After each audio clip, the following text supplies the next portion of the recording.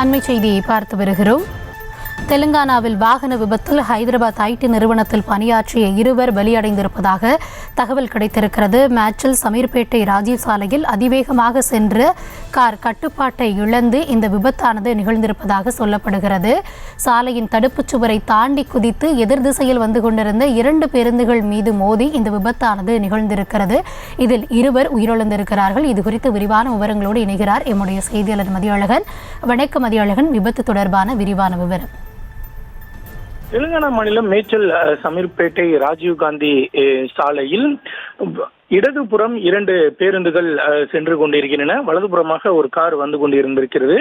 ஆனால் அந்த கார் கட்டுப்பாட்டை இழந்து வலதுபுறத்தில் வந்து கொண்டிருந்த கார் இடதுபுறம் இந்த சாலையினுடைய தடுப்பை மீறி இடதுபுறமாக வந்து எதிரில் வந்து கொண்டிருந்த 2 பேருந்துகள் மீதும் மோதி இருக்கிறது. இந்த விபத்தில் அந்த கார் சுக்காக நொறுங்கி அதில் பயணித்த ஹைதராபாத் மென்பொருள் நிறுவனத்தில் பணிபுரியும் 25 வயதான மோகன் என்பவரும் 25 வயதான தீபிகா என்ற இருவருமே உயிரிழந்திருக்கிறார்கள். அதில் மோகன் என்பவர் காரிலிருந்து தூக்கி வீசப்பட்டு சாலையில் விழக்கூடிய காட்சிகளும் பதிவாகி இருக்கின்றன. இந்த காட்சிகள் இந்த பேருந்துகளுக்கு பின்னால் வந்து கொண்டிருந்த காரில் பொருத்தப்பட்டிருந்த முன்புறமாக பொருத்தப்பட்டிருந்த கேமராவில் பதிவாகி அந்த காட்சிகள் தற்பொழுது வெளியாகி இருக்கின்றன. இந்த விபத்து பார்ப்பதற்கே மிகவும் கோரமான விபத்தாக இருக்கிறது.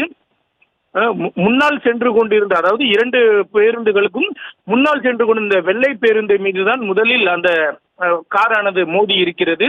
அதிலிருந்தே மோதி காரினுடைய கதவு உள்ளிட்ட பாகங்கள் அனைத்துமே சுக்காக நொறுங்கி அதில் பயணம் செய்து கொண்டிருந்த நபர் வெளியே தூக்கி வீசக்கூடிய அளவிற்கு கோர விபத்தாக இந்த விபத்து நிகழ்ந்திருக்கிறது.